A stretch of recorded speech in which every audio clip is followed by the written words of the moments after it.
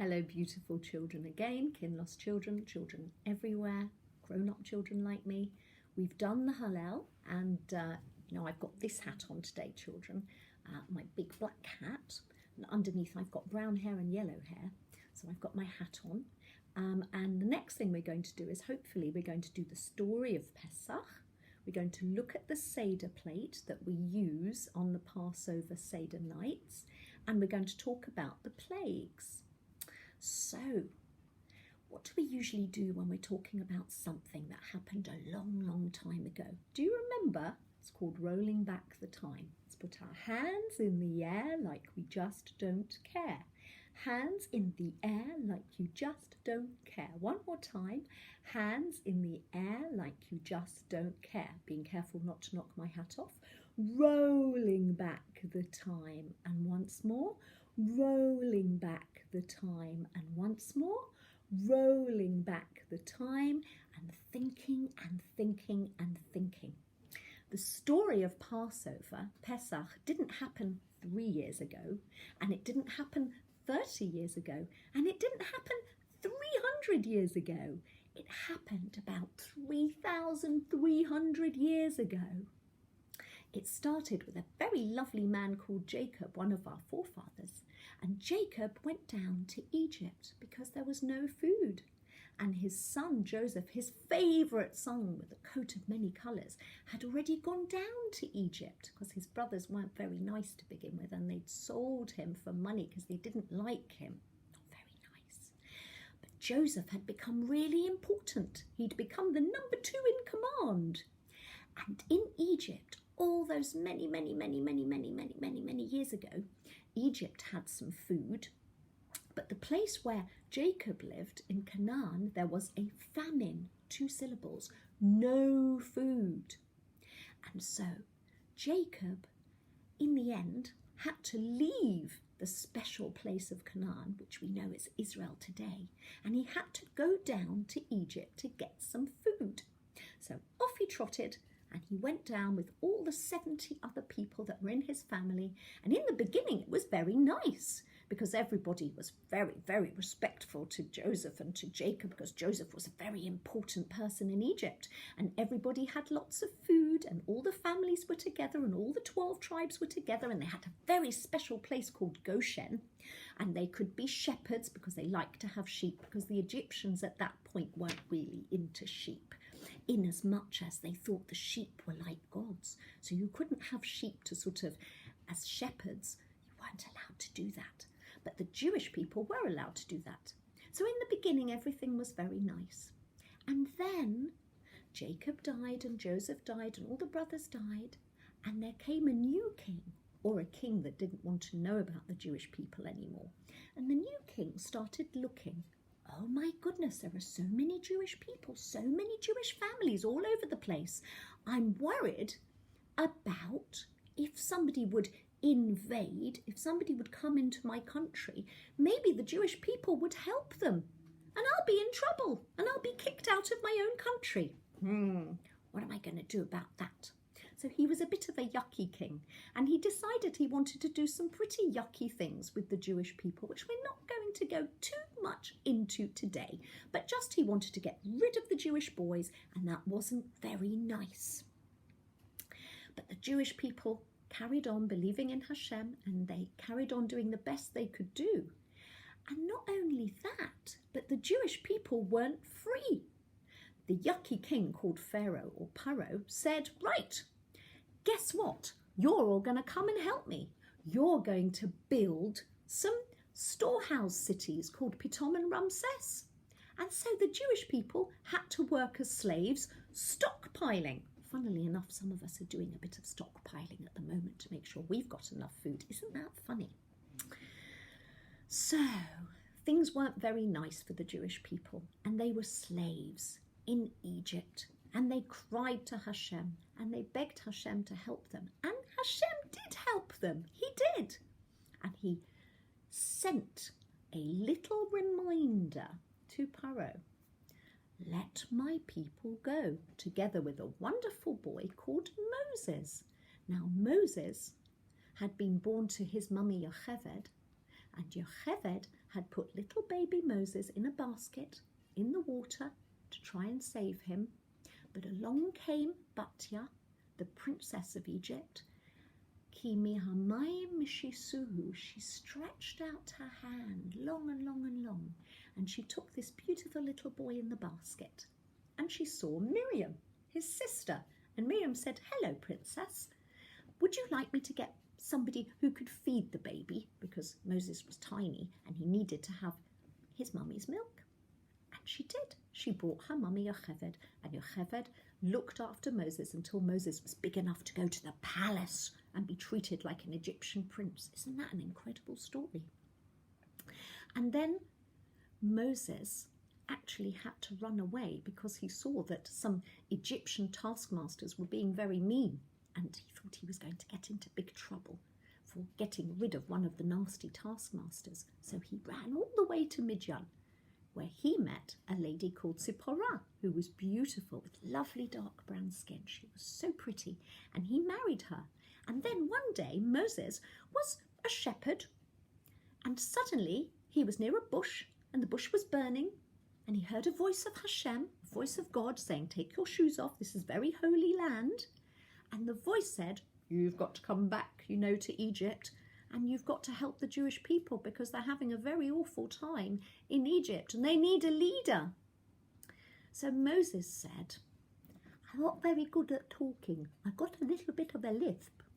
And Hashem said, "You've got a brother called Aaron." There was Miriam, his sister, and there was Aaron. You go back to Aaron, and Aaron will help be talking for you. Don't worry about it. I'm the one in charge. So Moshe went back, and he was the leader of the Jewish people. And he proved that he was very special, and the Jewish people all accepted him as the leader. And Moshe was the one that was going to Pharaoh with Aaron and saying, "Here's a reminder, you should let the Jewish people go." And they were all different types of plagues, which we're going to talk about in a minute. So that was the reminder. But each time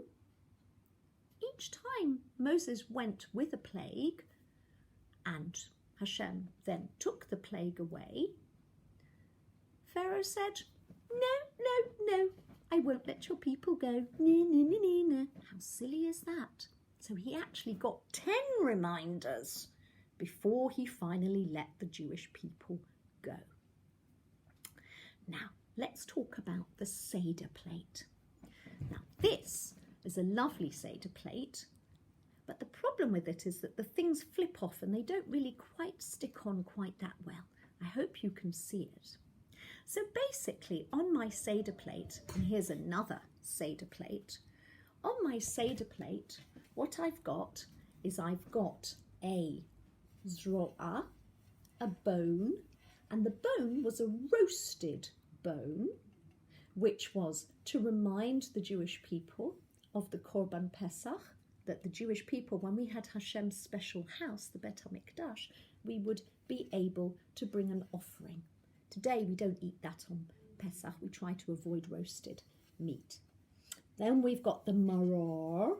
That's the bitter herb. Because of all the crying, the Jewish people had to work very, very hard as slaves in the fields and building the storehouses, stockpiling Pitom and Ramses, and sometimes even without any bricks, they had to find their own straw and they had to build their own bricks. How awful and yucky was that king? And then we've got the beitzah, the egg, and that's to remind us of the Korban Chagiga. That was the extra Korban, the extra present to Hashem that we brought when we had Hashem's special house, the Bet HaMikdash. Then we've got charoset. Now, different Jews all over the world put different things. Maybe nuts, maybe cinnamon, maybe apples, maybe dates. I'm not quite sure who does what. And that's all mixed together. I've been very lucky that every year we've been able to go to somebody's house for the Seder nights. But this year we're going to be at home. So hopefully I'm going to be able to know how to do it. And a type of a vegetable, a chazeret. And karpas. Usually parsley or radishes that we dip in salt water. So that's the Seder plate. So in Hebrew, we've got If I say shank bone, that is the zro'ah. That is the roasted bone that reminds us of the Korban Pesach, that on the 10th of Nisan, all the Jewish people in Egypt took a little sheep or a goat and they tied it to their bedpost. And then on the 14th day of Nisan, they gave the special sheep, they cooked it for Hashem and they ate it, dressed ready to leave Egypt. And the charoset, that's all the cinnamon and the apples and the, don't know, maybe nuts, if you're not allergic to nuts, of course, and dates. The maror, the very, very bitter herb. The chazeret, usually a lettuce, like romaine lettuce, because they say, SPS, some people say, aka, also known as the medrash, that the romaine lettuce was bitter. Its roots used to be bitter in the ground. And karpas, a little vegetable that you dip in salt water so that the children ask questions when we have the Seder. And the beitzah, the egg. Now, the idea about the egg, I love hard-boiled eggs, yummy, yummy in the tummy. This one is a roasted egg that we have on the Seder plate, and we also dip in the salt water to remind us of the Korban Chagiga. That was the extra special Korban, that because we were so happy and we brought it on Yom Tov, when we had Hashem's special house, when we had the Bet HaMikdash. Now, to talk about the plagues, because I don't want to get too freaky-deaky for the young children, I've actually got glasses for each one. Let's see if I can find them. Now, I'm taking my glasses off. Usually when I do my children's service, I don't wear glasses, but I've decided to be very responsible and wear my glasses now. And look, I'm going to take out all the glasses for all the plagues. Now, sometimes they come undone, and usually a mummy or a daddy would be able to click them back together. But let's see if I can find the right plague in the right order. How many plagues did I say they were? Do you remember? 10 plagues. So there is a song about that, but I'm not going to sing it. So number 1 plague, let's see if I can put my glasses on. Number 1 plague. Yes, I can. Can you see me? Number 1 plague was the plague of blood. Everything turned into blood. All the water turned into blood. SPS, some people say, aka, also known as the medrash, that if Egyptian people wanted water, they had to buy it. They had to buy it from the Jewish people. Some people said they had to dig very, very deep down and then they could get water. Can you imagine all water turning into blood? How awful is that? That was the first plague. By the way, 3 plagues Moshe did not do. The plague of blood, the 2nd plague and the 3rd plague, because the water and the ground had protected him when he was a little boy. So here is my blood plague glasses, number 1. Let's see if I can find number 2. Here it is. Frogs, ribbit, ribbit, ribbit, ribbit. Let's see if I can get these glasses on. Yes, I can. Number 2, the plague of frogs. Stick, whack. Aaron did the first 3 plagues. Blood, stretched his stick, whack, for the stick to come out, and the frog, huge, big frog came out. Ribbit, ribbit, ribbit. Some people say SPS, aka, also known as the medrash, that they hit it and hit it and hit it. More frogs and more frogs and more frogs. Frogs everywhere. Frogs in the ovens. My goodness. Frogs on the chair. Frogs in the bed. Frogs on the table. Can you imagine? Awful. And very, very noisy. I think that would give me a headache. That was the 2nd plague, the plague of frogs. You would have thought that Pharaoh would have had enough after the 1st and 2nd plague, but will you let my Jewish people go? No. I won't let your Jewish people go. No. Okay. Plague number 3. Ooh, not very nice. And also, one of my bits of my glasses have come off, so I'm just going to have to stick it behind my ear. Here we go. Plague number 3. Ooh, not very nice. Itchy, itchy, itchy, itchy, itchy, itchy everywhere. Itchy, itchy, itchy. Tiny little lice that are itchy, and even bigger ones and bigger ones. all over the place, and the Egyptians were scratching and scratching, and it was very unpleasant. So we've done 3 plagues so far. Dung, blood. We've done frogs, Svardea, and we've done the 3rd one, Kinim, lice. Let's see if we can find number 4. I haven't got my glasses on. Number 4. Goodness. Along came wild animals. That's very dangerous, isn't it? Wild animals belong in the places that they live in and in the zoo. They don't belong roaming around Egypt frightening everybody. That must have been very scary. Wild animals, number 4, Arov. Then we've got number 5, Dever, pestilence. Let's get those glasses on. Goodness! The cows and the horses and the donkeys, all the sort of domesticated animals of Egypt, if the Egyptians didn't put them in their house or in a stable, then they all died during this plague. How horrible is that? So we've done this plague now. We've done the 5th plague, I think it is now. And did Paro let the Jewish people go? No, no, no. I won't let your Jewish people go. No, no, no, no, no. What a silly man. Next plague, number 6. Let's get those glasses on. Boils. Oh dear. They're nasty things on your body that hurt. Very painful. SPS, some people say, aka, also known as the Medrash, that all of Paro's magic magicians, all the people that did all his magic, they got it, and they were so embarrassed they couldn't come back to the palace anymore. Anyway, we've just done that one. Number 6, boils, shechim. Let's see, 6 out of 10, so we've got another 4 to go. Goodness, what's going to be the next one? Number 7, hail, barad. Oh. Fire and brimstone, fire, psh, psh, psh, and ice in the fire. Now what would happen if you had something hot and something cold? The cold thing would get melted in the hot thing. But SPS, some people say, we knew there was fire and ice together. Goodness, hitting all the people. I wouldn't have liked to have been out.